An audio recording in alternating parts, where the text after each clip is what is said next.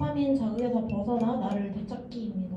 쇼츠를 본다 해도 이제 정확한 내용이 아닐 수도 있고 체계적이고 지속적으로 도파민 디톡스를 못할 것 같아서 근데 저처럼 도파민 디톡스를 조금 체계적이고 이제 지속적으로 하고 싶은 20대들을 위해 이런 행사를 기획하게 됐고요. 이 행사를 통해서 참가자들은 이제 건강한 도파민 활법을 익혀서 집중력과 안정된 감정을 경험할 수 있고요.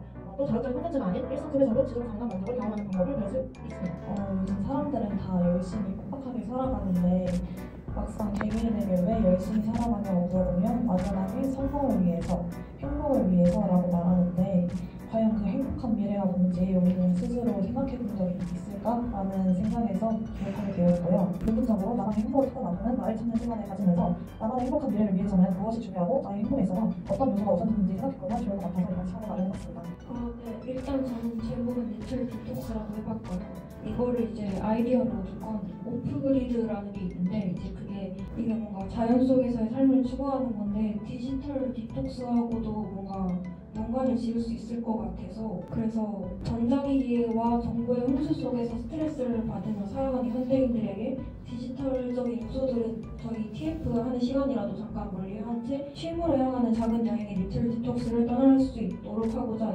컨셉트를 잡았습니다. 첫 번째로 생각한 아이디어는 플러그인이 플러그인 것으로 활동에 관련된 활동입니다.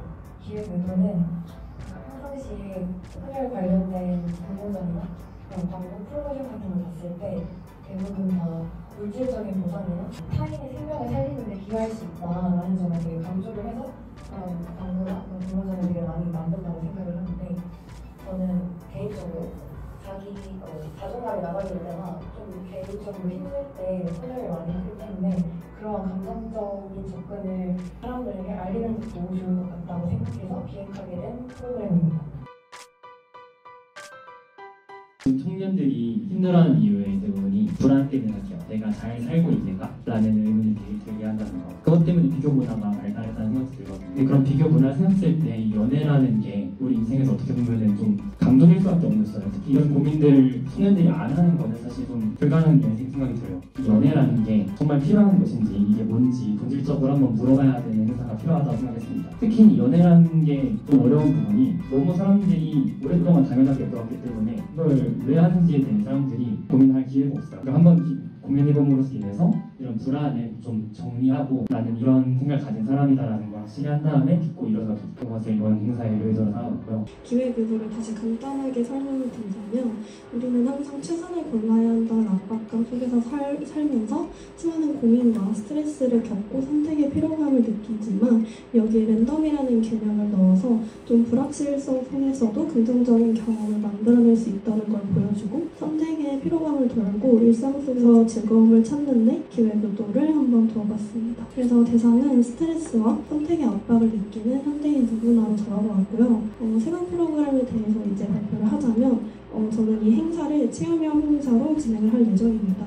전체 구성은 1부, 2부, 3부로 나누어져서 1부에는 인식을 하고 2부에는 체험, 그리고 3부에는 실제 적용과 계획을 세워보는 방향으로 구성을 해보았습니다.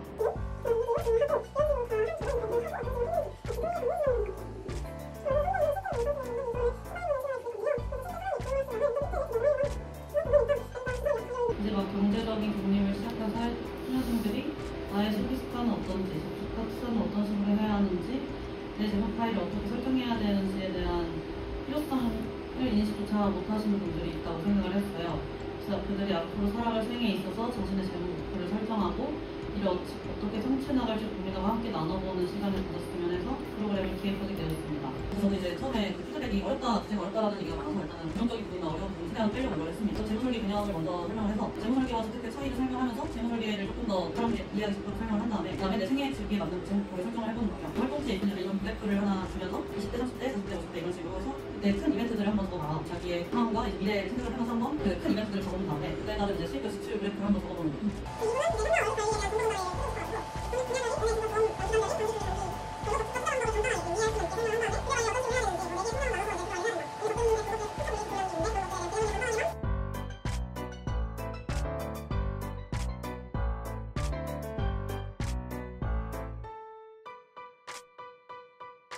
좀 소비나 저축에 좀 초점을 맞추어 진행을 하려고 합니다. 그래서 1부에서는 20대의 소비 특징을 알아보고 이제 저축을 하지 않는 방향을 계속해서 나누면서 소비만 했을 경우에 안 좋은 점을 이야기해주면서 저축의 필요성을 강조할 예정입니다. 2부에서는 앞선 내용을 바탕으로 나만의 재정 계획을 수립하려고 하는데요. 나의 소비 현황을 알아보고 불필요한 지출을 확인해 보려고 합니다. 그리고 이제 저희가 투자 시뮬레이션을 하게 되는데 좀 분위기를 반전시켜서 참가자들이 재미를 느낄 만한 게임을 진행할 예정이고요. 마지막 4부에서는 3부에서 했던 투자 시뮬레이션을 돌아볼 예정입니다. 전체적으로 가계부를 제공을 해서 2부에서 세운 재정 목표를 달성하도록 유도하고 마무리하게 됩니다.